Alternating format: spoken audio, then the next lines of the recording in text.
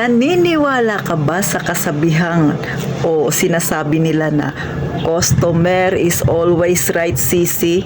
Aba, syempre hindi. Lalo na kung yung mga nagsasabi niyan ay mga pasaway na customer. Pero, syempre, hindi sa lahat ng pagkakataon. Pero yung salita na yan, yung sinasabing customer is always right, pwedeng-pwede nating gamitin yan para yung ating maliit na sari-sari store ay kumita. O, diba? So, Sisi, game ka na ba? O, tara na. Magchismisan na tayo, Sisi, ukol sa sinasabi na yan ni Ate Tintin. Pero bago tayo mag-umpisa, Sisi, huwag ka nang mahiya kay Ate Tintin. Pindutin mo na ang subscribe button na yan. At syempre pa, magchismisan na tayo. At sana rin, Sisi, pahabol naman, i-share mo na ito. At mag-like ka na kung natuwa-tuwa ka sa aking topic. So, eto na. Madalas, di ba, pag pumupunta ka ng mall, minsan may nakikita kang mga pasaway na customer, nagre-reklamo, customer is always right.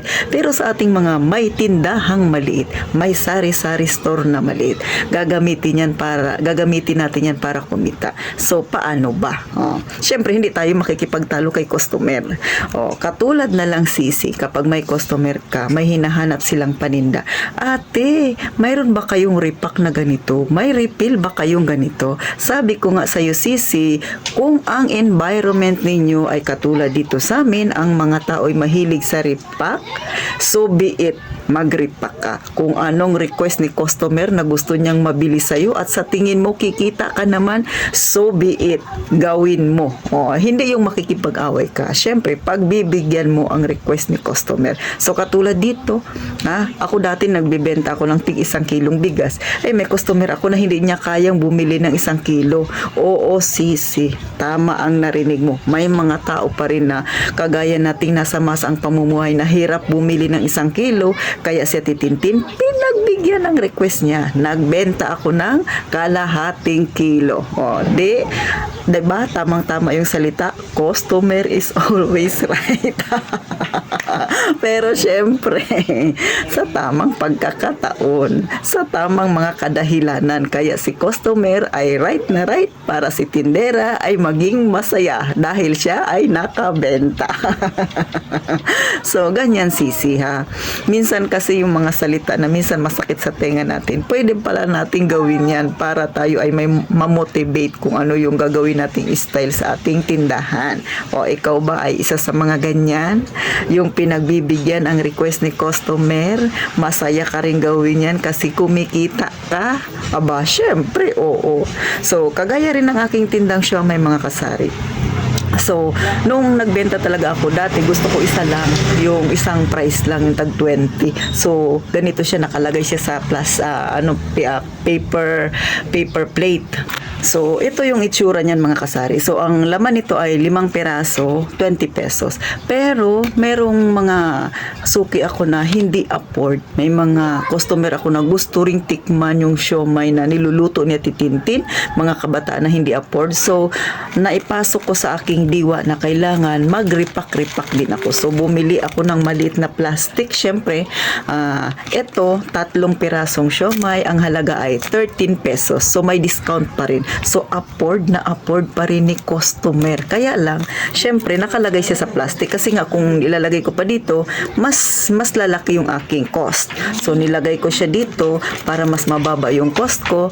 At the same time, tutubo si Ate Tintin ng malaki. O bakit ko nasabing tumubo ako ng malaki? Kasi, Sisi, kung yung 1 kilo, nasa 60 pieces siya, tapos i-divide ko siya ng 3 pieces. So, mas malaki ang kinikita ko kapag mas maraming bumili nito. 13 pesos 3 peraso. Promise, mas malaki ang kita ko. Pero syempre, kung marami ring bibili nito, mas maganda rin. Bakit? Mas madali ko mapapaubos yung aking siomai. So, win-win situation. Ang salita, customer is always right kay Ate Tintin. O, diba, mga kasari?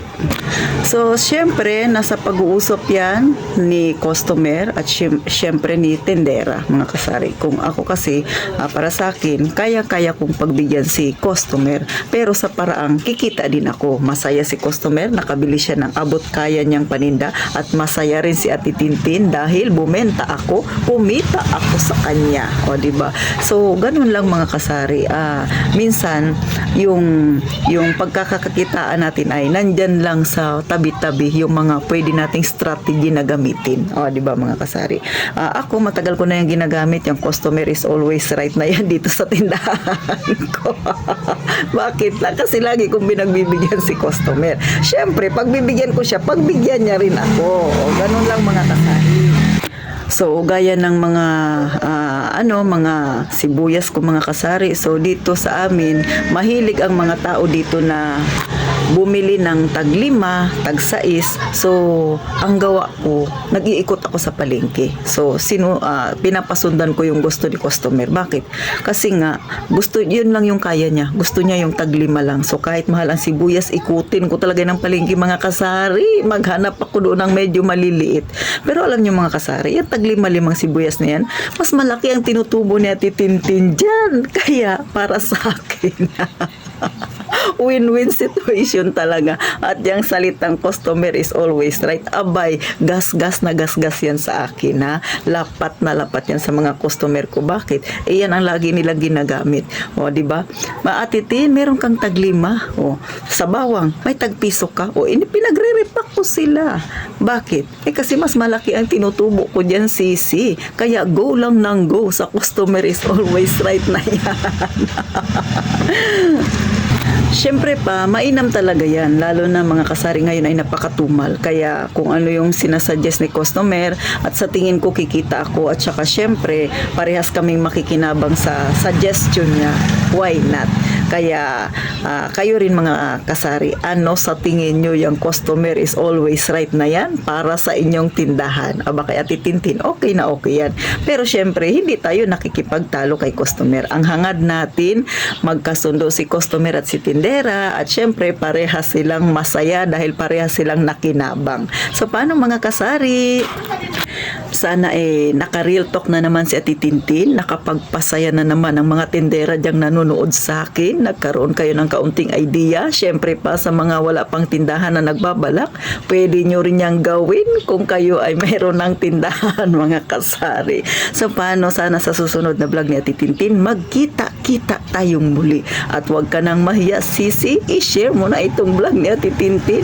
At syempre pa, gaya ng palagi kong sinasabi, mag-iingat tayong lahat palagi mga kasari.